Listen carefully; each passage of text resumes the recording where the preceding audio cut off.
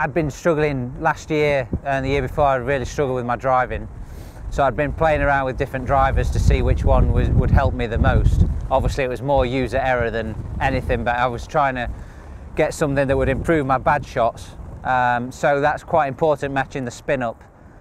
So I went through different phases of trying to sacrifice a little bit of distance for accuracy, and then I kind of got my swing a bit better, and when the V series came out, I tried it and loved it. It was really good for the spin, and I was able to maximise the distance and match up the spin with the accuracy. And that actually changed the V series about 2-3 weeks before the Dunhill.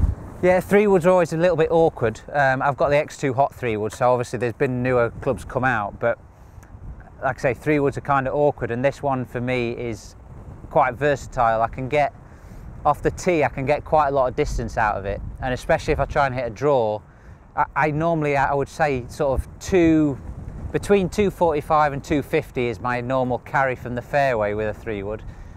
Maybe 250, 55 off a tee, but I can also get it to run quite a lot if I need to.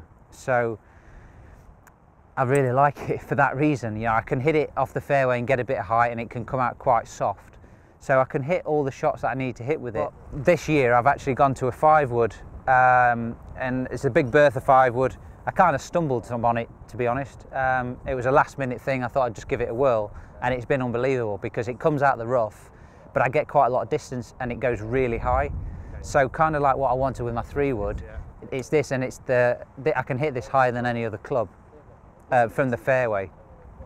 It's about 240, so it fits nicely between my 3-wood and my 2 or 3 iron. I tend to rotate my 3-wood, 5-wood, 2-iron, 3-iron, depending on the courses. I don't know. I'm not very techie at all. It's a Atlas. It's a UST Mamiya Atlas 8X International Series.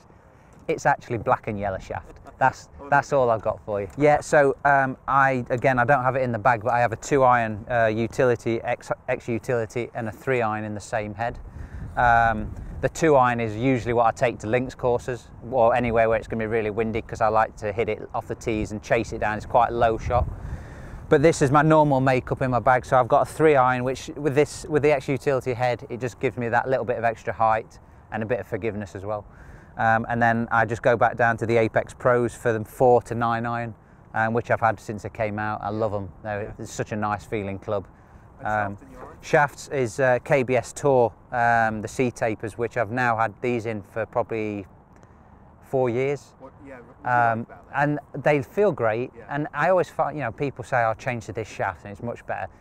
It's hard to tell really, because I liked what I had before and I like these, but when I've tested them with TrackMan or Flight Scope, the dispersion with these shafts were a lot better than my Dynamic Golds. So my wedge line, so I'm kind of a standard makeup. I've got 3 wedges, 48, 54 and 60. The bounce is different on all of them. My 60 has got 10 degrees, my wedge 48 has got 10 degrees, and my 54 has got 14 degrees of bounce. So yeah, I've been with a Sabretooth head for a long time, I think since 2006, but I've tried different big grip, different inserts. I'm now on the XR insert, which is lovely. It's a very soft feel, but it gets a great roll on the ball as well. And then I've obviously gone with the Versa line, the Versa paint, just because I do like the look of it. From a superficial point, it looks good, but it also does help alignment wise. Just seeing the line of the stroke is a bit more prominent. I love the feel of it, and my irons were actually going probably a little bit further, but I lost a bit of distance with my driver, and that's to do with all the spin and the way I've always struggled. Whenever I've gone to a ball that's slightly softer, I've always lost distance off the tee, and because I'm not a long player, I can't afford to lose any distance off the tee. So I went back to the SR3, and it's a slightly firmer feeling ball, but I like that around the greens, because I'd rather have a firmer ball around the greens, because I can cope with that with my short game, than sacrifice it off the tee. So that's basically where I've always stuck with the SR3. I like it for me.